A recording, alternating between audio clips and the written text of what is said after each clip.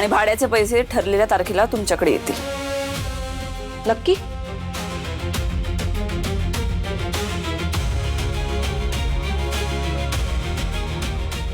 खोलीच्या भाड्याच्या पैशांची व्यवस्था होईल ना?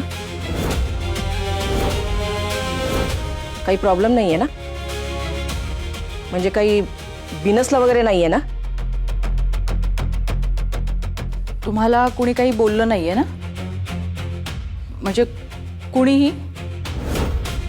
तुम्हाला अचानक असे प्रश्न का पडतायत मला माहित नाही, पण नका काळजी करू, आम्ही करू मॅनेज.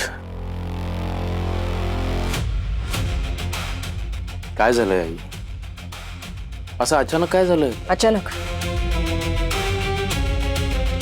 आम्हाला ना नेहमीच प्रश्न पडतात, कारण ज्या घरात ही पोरगी आहे ना त्या घरात सुख फार काळ टिकूच शकत नाही.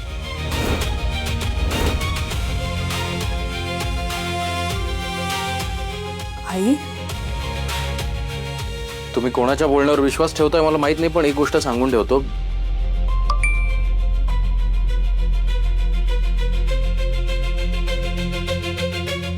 बोरकर साहेबांचा मेसेज आहे, उद्याच्या इव्हेंटचा मेनू.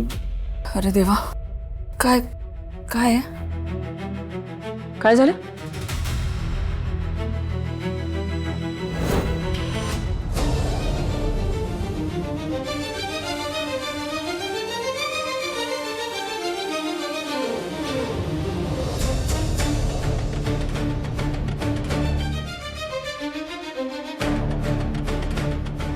निकी, काय काय झालंय काय एक्झॅक्टली? तू प्लीज शांत होशील का यार?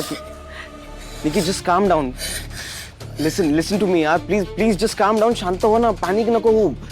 काय झालं एक्झॅक्टली मला शांतपणे सांगशील का रडतेस? सलील, आज आमच्या घरी 15 दिवसांची मुदत देतो मी तुम्हाला. 15 दिवसात मला माझं हे घर खाली करून पाहिजे. फक्त 15 दिवस आहेत रे आमच्याकडे. या 15 दिवसात आम्हाला घर सोडायचं कसं पॉसिबल होणार आहे यार? पण हा क्लिअर फ्रॉड आहे यार. हा म्हणजे तुम्ही कोर्टात जाऊ शकता, तुम्हाला माहिती आहे ना? हो, पण त्यासाठी वकील हवा ना आमच्याकडे. तो विराज एक वकील टिकू देत नाहीये रे. मला कळतच नाहीये मी काय करू. आई बाबांची कंडिशन बघवत नाहीये यार. जर 15 दिवसात हे सगळं सॉर्ट आउट नाही झालं तर कुठे जाणार होता आम्ही? ना निकी, हे बघ, काहीतरी होईल सॉर्ट. प्लीज शांत हो ना तू. प्लीज काम डाऊन.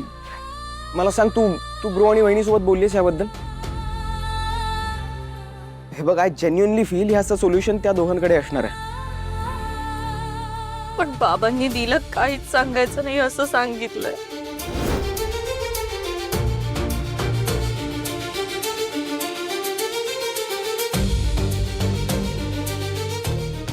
ऐक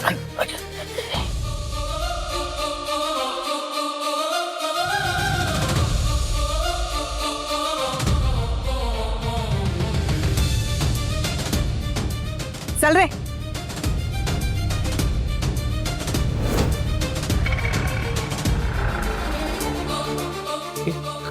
काय होतंय सगळं? कुठे गेली तुझी आई?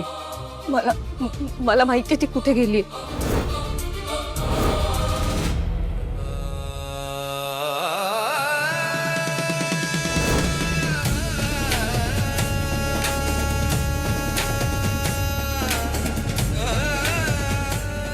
काय रे, ज्या गोष्टीचा तुम्हाला आनंद झाला पाहिजे त्या गोष्टीचं टेन्शन काय येतंय तुम्हाला?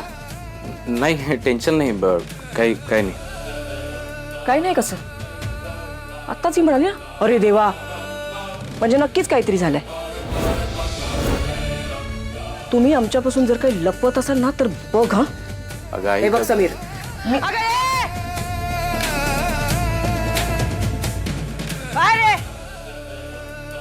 आई,